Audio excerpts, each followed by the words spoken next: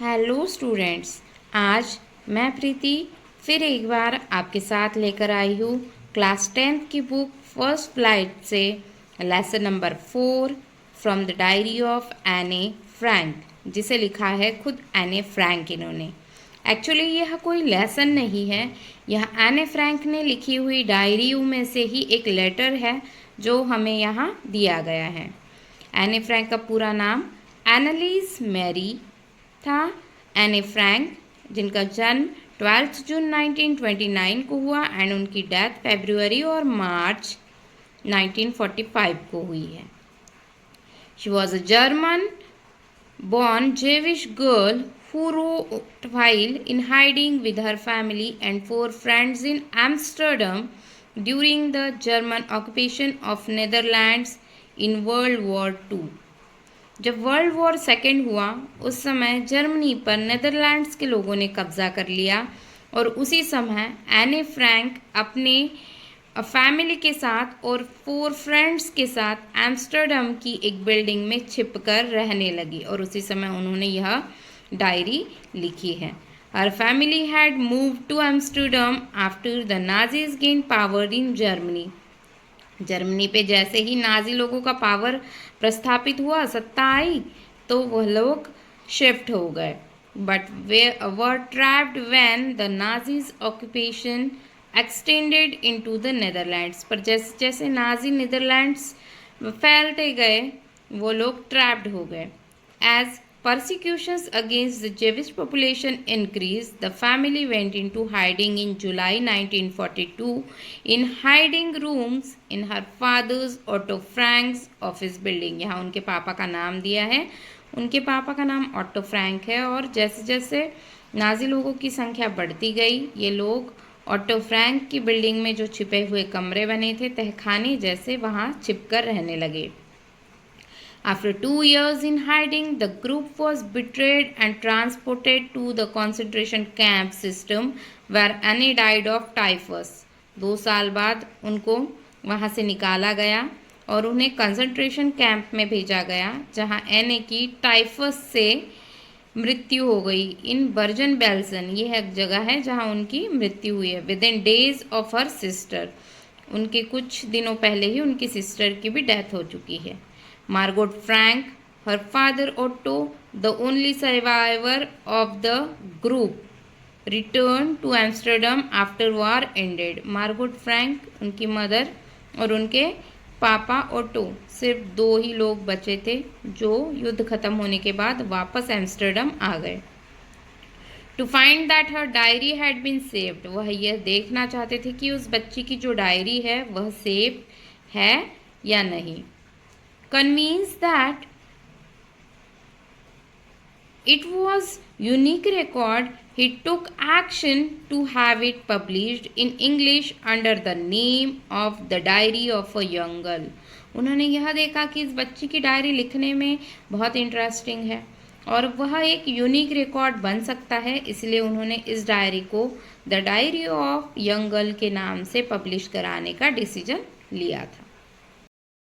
The diary was given to Anne Frank for her 30th birthday and chronicles the events of her life from 12th June 1942 until its final entry of 1st August 1944।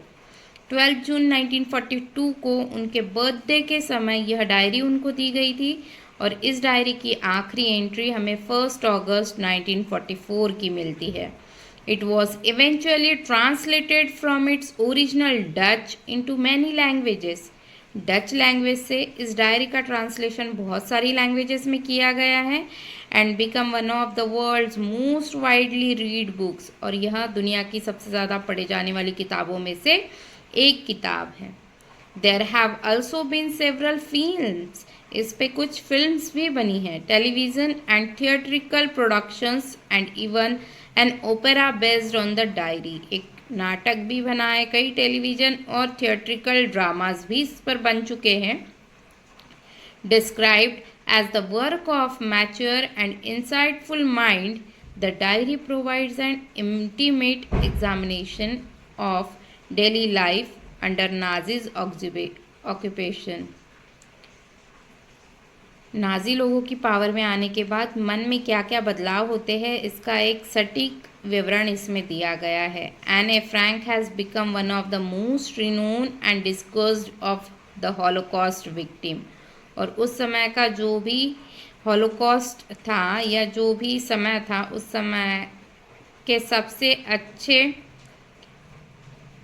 Discuss किए जाने वाले group में एने Frank की ये diary का शुमार होता है।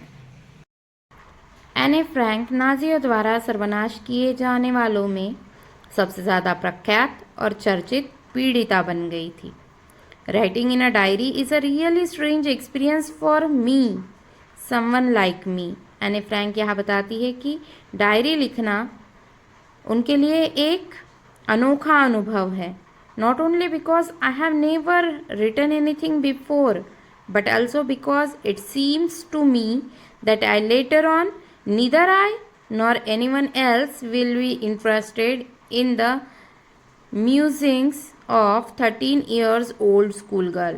वह ऐसा कहती है कि यह उनके लिए स्ट्रेंज एक्सपीरियंस है, क्योंकि उनको लगता है कि कुछ दिनों बाद वह खुद या कोई और भी इस 13 साल की छोटी सी बच्ची की डायरी में इंटरेस्टेड होगा। ओह वेल, इट डजेंट मैटर। पर फिर वह अपने आप को समझाती है कि कोई फ़र्क नहीं पड़ता, ठीक है। I feel like writing and I have an even greater need to get all kinds of things off my chest. उनको लगता है कि उनको लिखने का मन है और जो भी चीज़ें उनके दिलो दिमाग में चल रही है उसे बाहर निकालने की बहुत ज़्यादा ज़रूरत है, और यह ज़रूरत उनकी राइटिंग से ही पूरी हो सकती है। She said paper has more patience than people. वह बताती है कि पेपर जो है इंसान से ज़्यादा पेशेंस रखते हैं।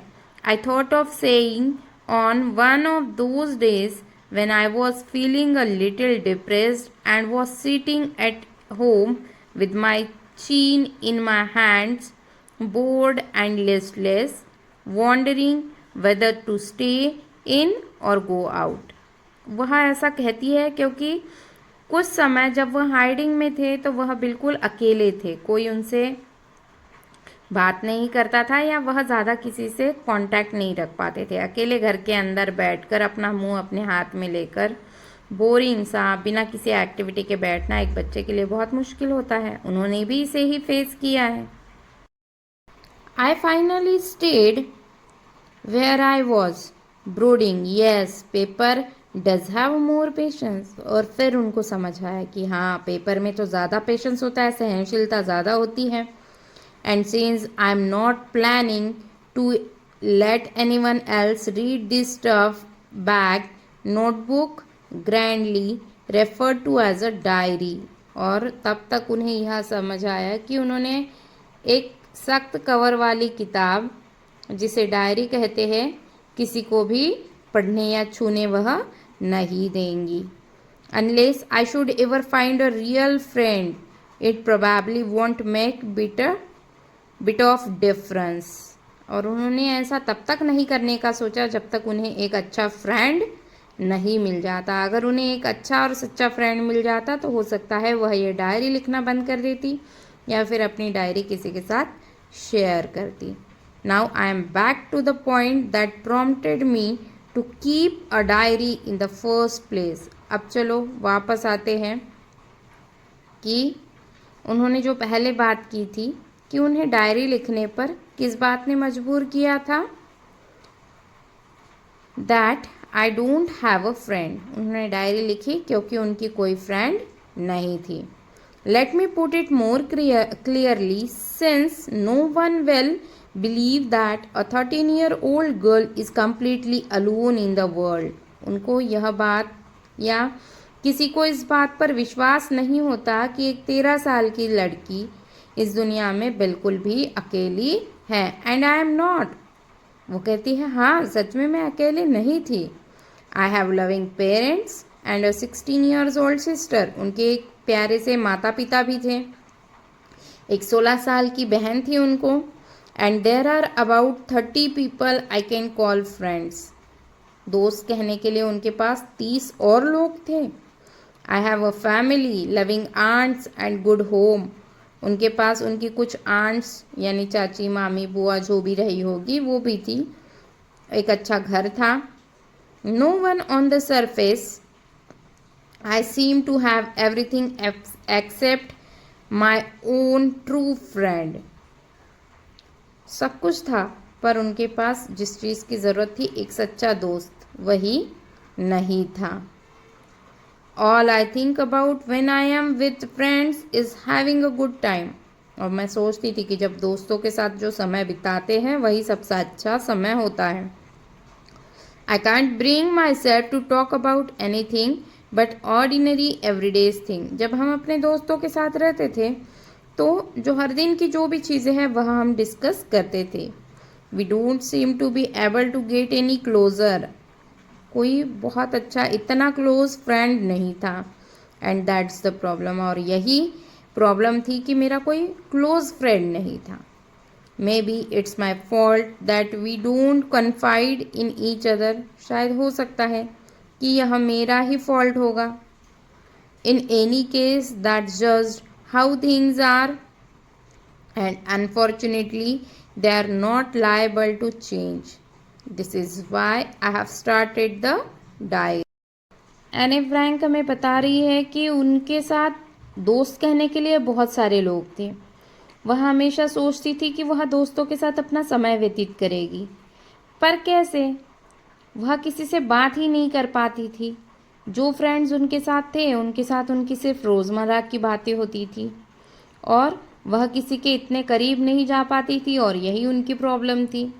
वह कहती है कि हो सकता है इसमें उनकी ही गलती हो, मेरी ही गलती हो, कि वह एक दूसरे पर भरोसा नहीं कर पा रही है और उनका जो यह व्यवहार है कि वह किसी पर भरोसा नहीं कर सकती, यही उनका दुर्भाग्य है जो शायद बदलने वाला नहीं है, ऐसा उनको महसूस होता था। हम आपस में एक दूसरे पर भरोसा नहीं करते थे, ऐसा वह कहती है। यही कारण है और इसी वजह से उन्होंने डायरी लिखना शुरू किया था। To enhance the image of this long awaited friend in my imagination, I don't want to jot down the facts in this diary the way most people would do, but I want the diary to be my friend and I am going to call this friend Kitty. वह कहती है कि वह diary को सीधे अपना दोस्त बनाना चाहती थी। वह अपनी कल्पनाओं में अपने सच्चे दोस्त का इंतज़ार करती है और उस डायरी को सच्चाई से लिखना चाहती है, जैसे ज़्यादातर लोग लिखते हैं। वह अपनी डायरी को अपना फ्रेंड मानकर उसका नाम किटी रखती है। वह कहती है कि मैं अपनी डायरी को किटी नाम से बुलाऊंगी। Since no one would understand a word of my stories to Kitty if I were to plunge right in, I would better provide a brief sketch of my life, much as I dislike doing so. वह यहाँ बताती है कि कोई उनकी कहानी को सीधे समझ नहीं पाएगा, एक भी शब्द किसी के समझ नहीं आएगा, इसलिए वह यहाँ अपनी लाइफ का एक शॉर्ट डिस्क्रिप्शन देना चाहती है, संक्षिप्त रेखा चित्र बताना चाहती है।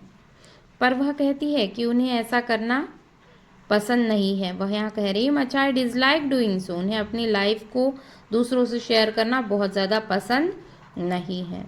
My father the most adorable father I have ever seen. वह अपने पापा की यहाँ तारीफ कर रही है। वह कहती है कि उनके पापा सबसे प्यारे पापा हैं। Didn't marry my mother until he was 36 and she was 25. जब तक उनके पापा की उम्र 36 और मम्मी की उम्र 25 नहीं हुई, उन लोगों ने शादी नहीं की। That means at the age of 36 and 25, her mother and father were married. My sister Margaret was born in Frankfurt in Germany in 1926. उनकी सिस्टर का बर्थडे 1926 में है।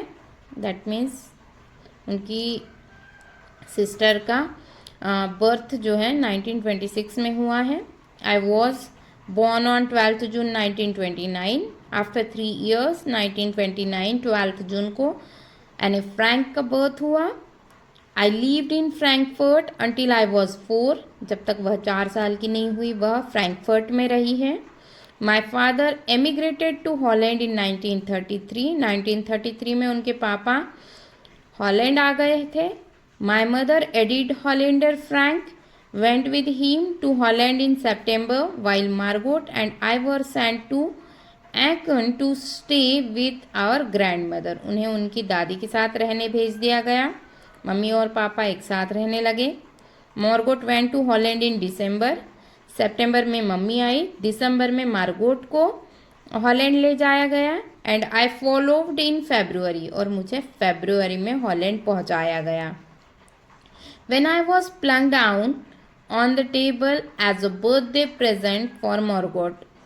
मॉर्गोट का जब बर्थडे था फरवरी में, उस समय मुझे उनका बर्थडे गिफ्ट बनाकर टेबल पर रख दिया गया था.